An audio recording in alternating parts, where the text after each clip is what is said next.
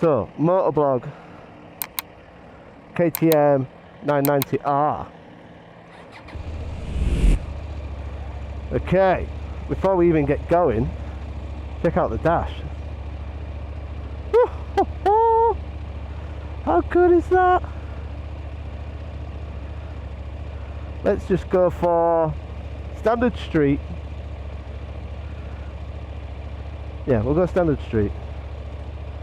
Go back. I mean, that is awesome, isn't it? But we got cruise control on that side, back on the menu, up and down here on the left for the traction, mode button on the right. Right, what do we say, street or sport? We'll go sport. Sport.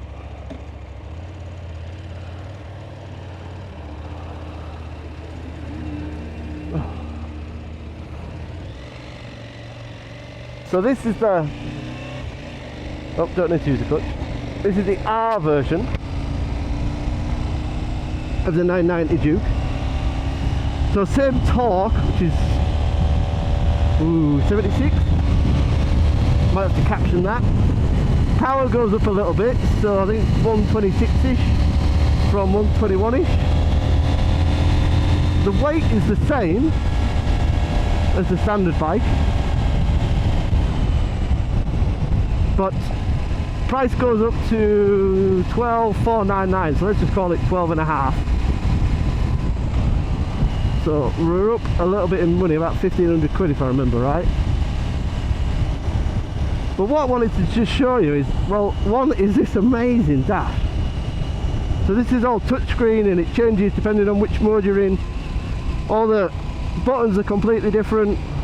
This is such an exceptional dash.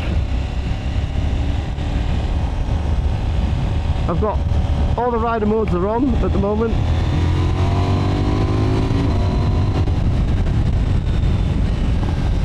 Oh, little barbel on the quick shift, I don't know if you could hear that.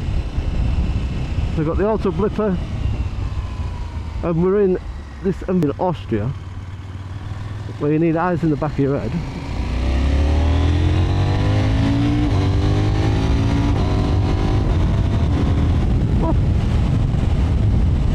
So the torque is the same as the standard bike, but we've got more power and a little bit more over rev. The brakes have been increased. So the standard bike's got KTM branded, we've got the Brembos. Let it warm up a little bit.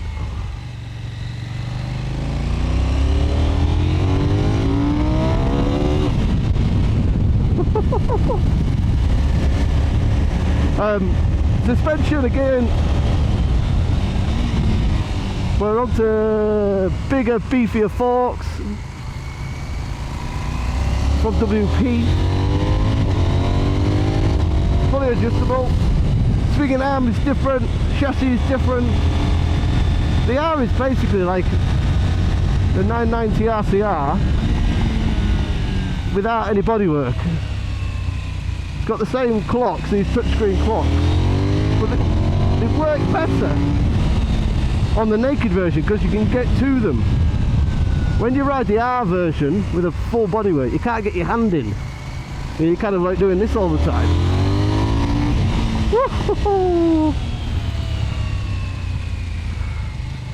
Something quite nice about riding an Austrian bike in where it was made for, in the Austrian hills.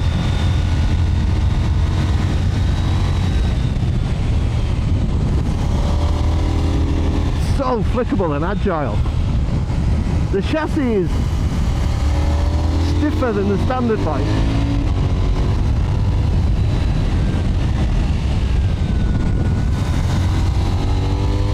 There's less travel on the suspension, it's a little bit more rigid,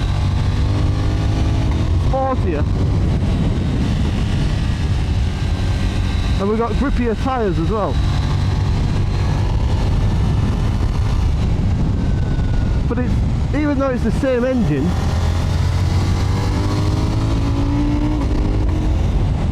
it's a different feeling to the standard bike. I think the standard bike is actually a little bit easier to ride because it's softer, it's a little bit plusher, it's not as radical or as extreme.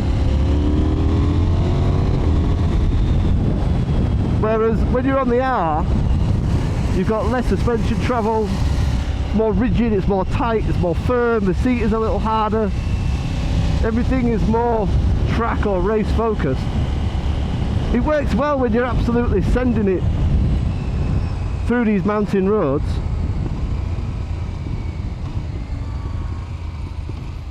But it's not as forgiving when you're just going slow speeds around town. But what I'm going to try and do is play with some of the rider aids. So let's go menu. Ooh, what do you reckon? Settings. Ooh, shift light. Nope. Go back. Ride. This is good. You could just have so much. We shall go. Is it that way or that way? Custom. Anti-wheelie off. ABS Supermoto. Yeah. Ooh. New dash. Very low anti-wheelie. Traction is on 0. That is that. That looks pretty good. Slip adjust. No, we'll have none of that. What else should we have? We'll have that off. So that's the anti-wheelie there. Got rider mode is the custom. Launch control is on 3. Supermoto is ABS. Wow, that looks fun. Honestly, I've had like not a huge amount of time on the bike, but the more you play with this dash, the more you get used to it.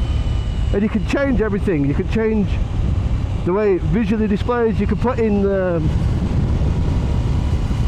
integrated navigation, so you can have like half map, half clocks, you know, like this. Look at that.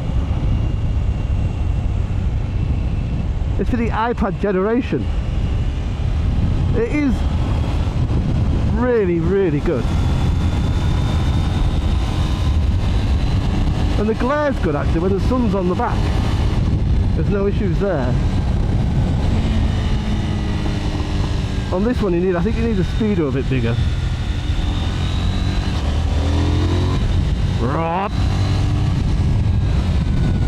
It's so good, like we could hit these Austrian hills, put the navigation on, ride from here into Germany or into Italy, and just have fun all day long. Right, got to pay a bit of attention.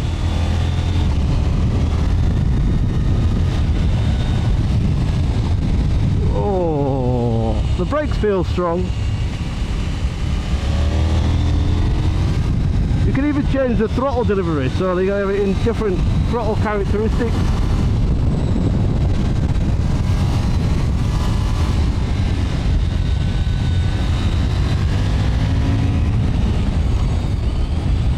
Oh, nice little slide this morning to wake you up.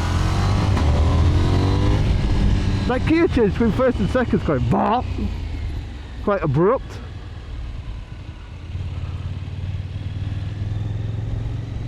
But there's a lot going on. Oh,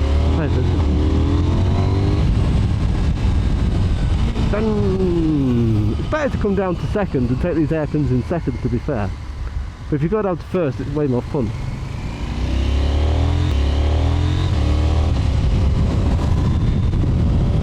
Super smooth.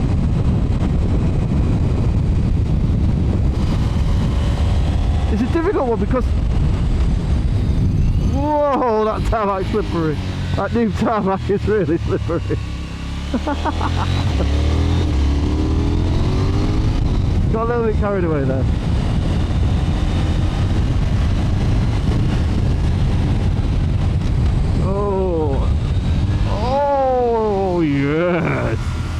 That was nice. This is toy-like. If I wanted a bike just for sheer enjoyment of riding a bike, I mean, I've got like a protective seat, armoured jeans on, boots, light jacket, just have a bit of fun, then there's not many bikes better. Would I pay the extra money over the standard model? I don't know, because the standard one's so good as well. But the problem is, once you've tried this dash, you don't want to go back. It's like my son's got a better mobile phone than me, so if I use his mobile and then I go back to my mobile, then I'm like, oh, what the hell? And this is a bit like that. And the dash is so good, once you've tried the R, you don't want to go back.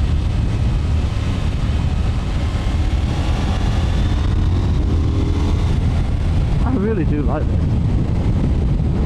It is a bike that you can definitely take on track as well. Like literally go to the track, put in your track settings, have a load of fun. When you're feeling tired, put the rider aids up, add a bit of traction, add a bit of anti-wheelie. Proper fun.